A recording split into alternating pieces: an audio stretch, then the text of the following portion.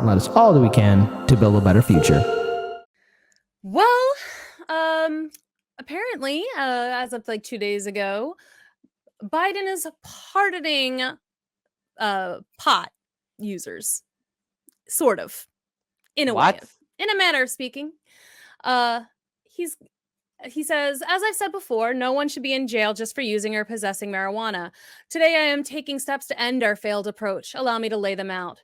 First, I'm pardoning all prior offenses of simple marijuana possession. There are thousands of people who were previously convicted of simple possession who may be denied employment, housing, or educational opportunities as a result. My pardon will remove this burden. Second, I'm calling on all governors to pardon simple state marijuana possession offenses. Just as no one should be in federal prison solely for possessing marijuana, no one should be in a local jail or state prison for that reason either. Third, we classify marijuana at the same level as heroin and more serious than fentanyl. It makes no sense. I'm asking Secretary Becerra and the Attorney General to initiate the process of reviewing how marijuana is scheduled under federal law.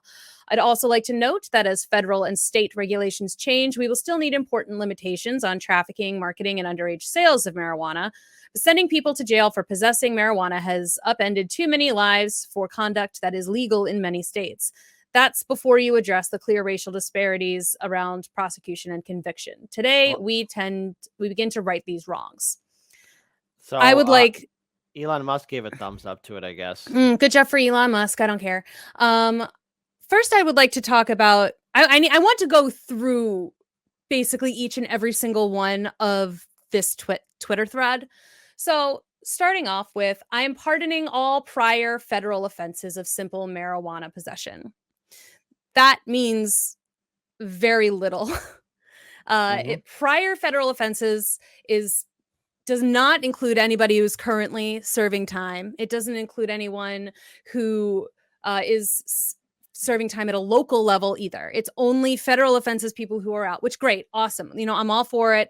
According to most of the articles I found, that's about 6,500 people that will be affected by this pardon.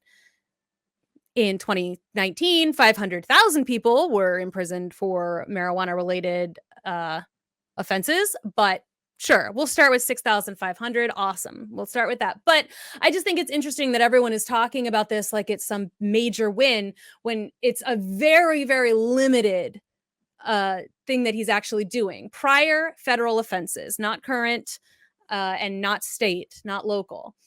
Second, he's calling on governors to do that, to pardon people for doing the same thing. But he says for simple state marijuana possession offenses. So I wanted to talk to you about that, simple possession.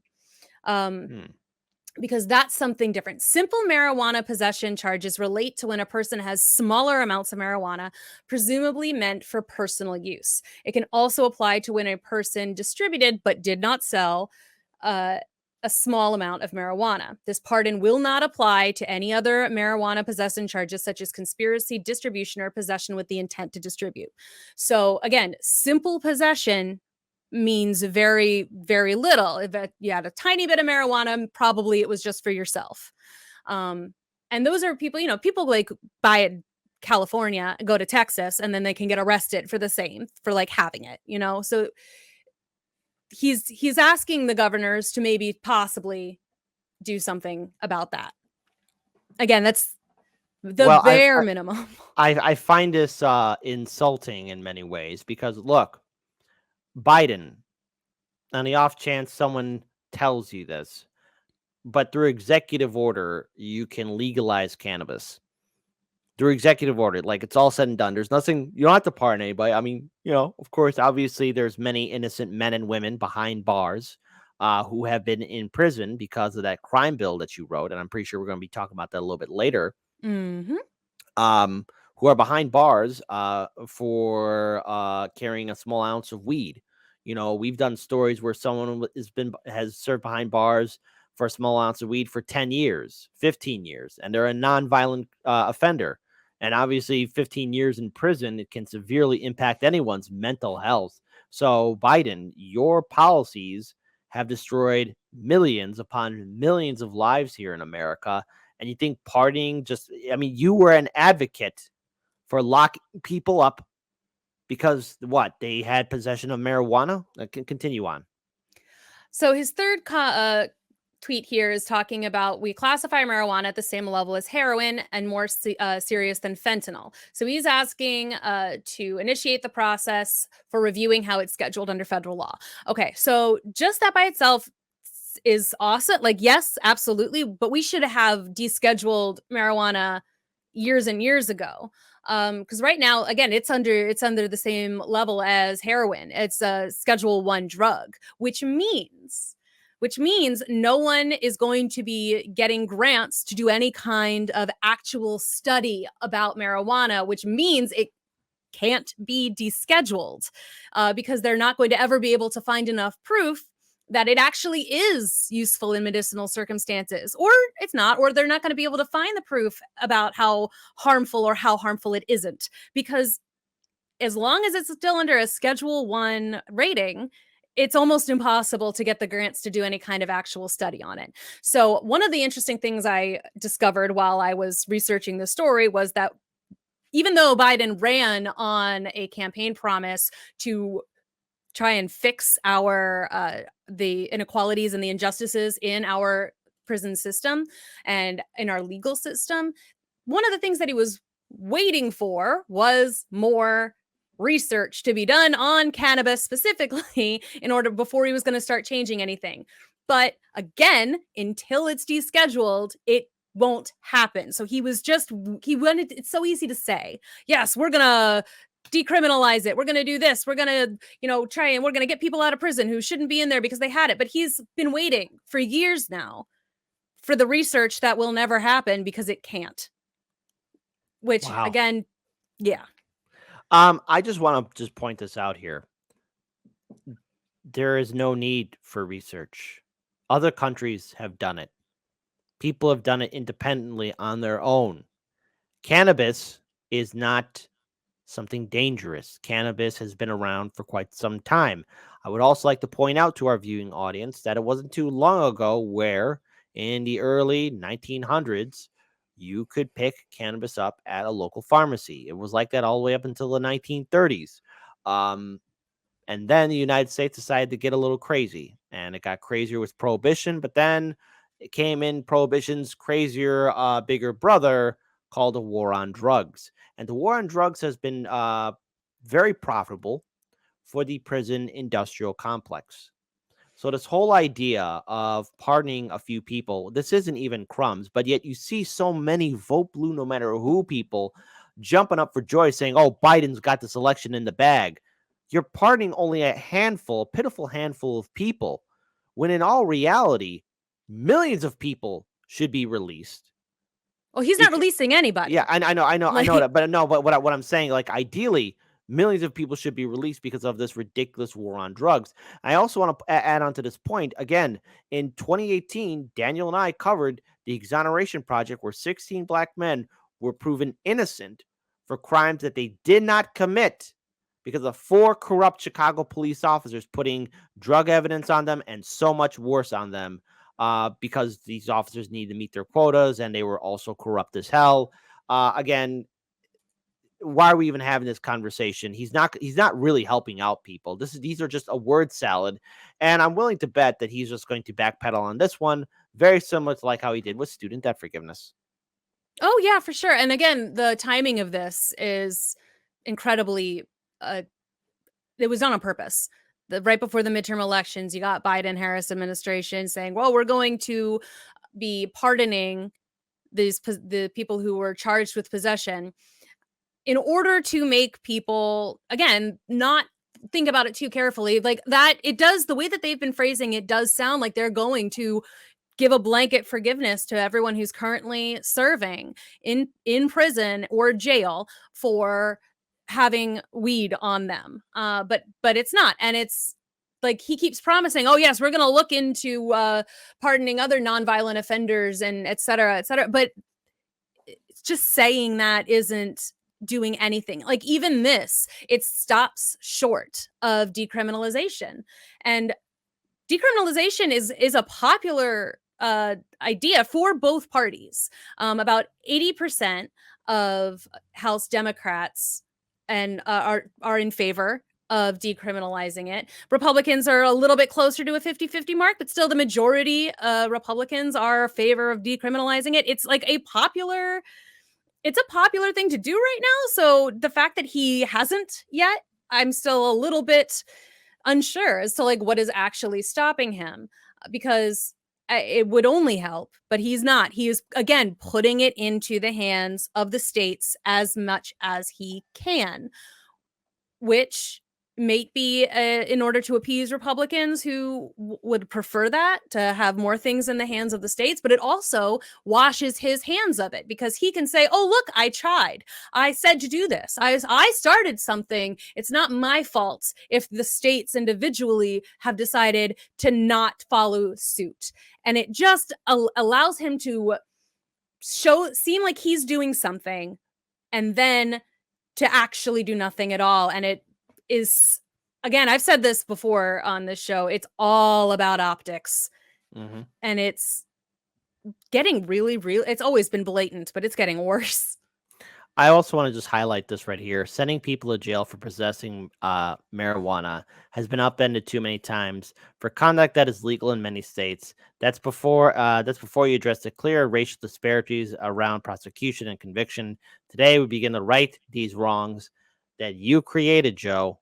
Uh-huh. You are the architect. Yes. You are the designer.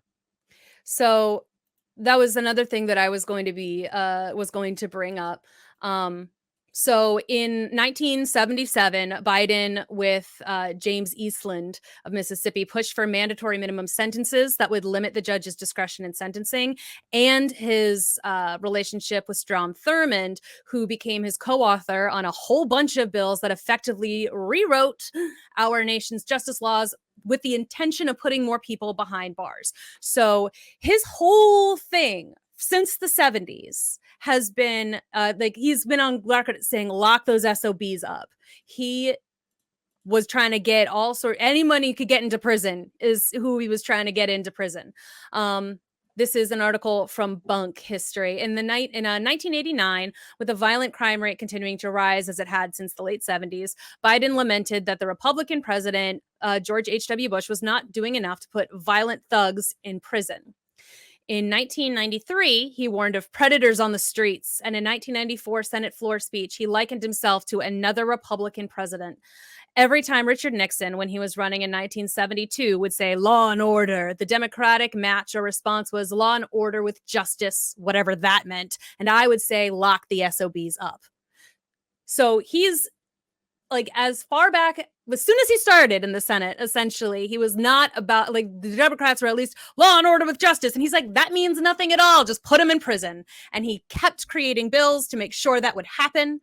And he now is trying to say, oh, I've always thought that we should reform our prison system. It's like, yeah, you always did that by trying to lock away as many people as you possibly could. Hey, Jack, come on. I'm having short-term memory loss. Be sure to vote blue no matter who. And listen, my friend, Jabop Obama. I got to just say, it is just interesting and pretty pathetic that this is what the Democrats or those surrounding Joe Biden are trying to do. It's really a nothing burger. I've been seeing everyone on social media praising Biden for this historic decision, but there's nothing historic about it. There's nothing monumental about it. It's as weak, if not weaker, than his attempt to pardon $10,000 to $20,000 of student debt. Hey, Bernie, this is your good friend, Joe Biden. Also, again, you mentioned Strom Thurmond. You know, he gave a eulogy to Strom Thurmond, too. He was a good friend to Strom Thurmond. And just, you know, like I said before, his whole thing was like, I'm going to pardon these people, and governors, you should too. And the response, shockingly, from the governors has been lukewarm at best. Greg Abbott said the governor of Texas can only pardon individuals who have been through the Texas Board of Pardons and Parole system with a recommendation for pardon, aka no. Like, that's the response. He's like, do it. You should do the thing. People aren't going to. They're not going to. And he knows that. He's so aware, because if he wasn't aware, he would have decriminalized it on a federal level. Well, this is the same Greg Abbott who uses Well, migrants as pawns. we know Greg Abbott is despicable in a lot of ways, but like that is my point. There's a lot of people who we know who are in charge currently who are despicable, and Joe Biden is putting this decision directly into their hands. Agreed. And we already know they're morally bankrupt. We know that. He knows that. And he's like, hey, you want to help some people out, maybe? People who probably won't vote for you once they're allowed to vote again because now they're not in prison? And they're all going to say no. Yeah, but no one is going, the people, they're not going to release the people they put away for no reason at all. They're not going to. It's. Yeah. I wanted to talk about this last night. I wanted to do a late evening live stream, but I was still trying to ascertain just how bad this attempt was by the Biden-Harris administration. And I think you just put it together very well in a way that everyone will be able to understand that nothing is going to change. And what the Biden-Harris administration are doing is that they're kicking the can down the road to people who don't even care about kicking it back or even helping out anyone that is, again, trapped in the system that's there to benefit the prison industrial complex. Madness and stupidity all around. Mm-hmm. If you're not angry, you should be. I'm trying to be calm here, folks. I'm trying to be calm here without yelling and losing my voice. But I think as a final note for this, did you really think anything was going to change under the Biden-Harris administration? Did you really think that they were going to follow through with any of their campaign promises? Do you really think they care about you? They don't like you. They don't think about you. They don't respect you.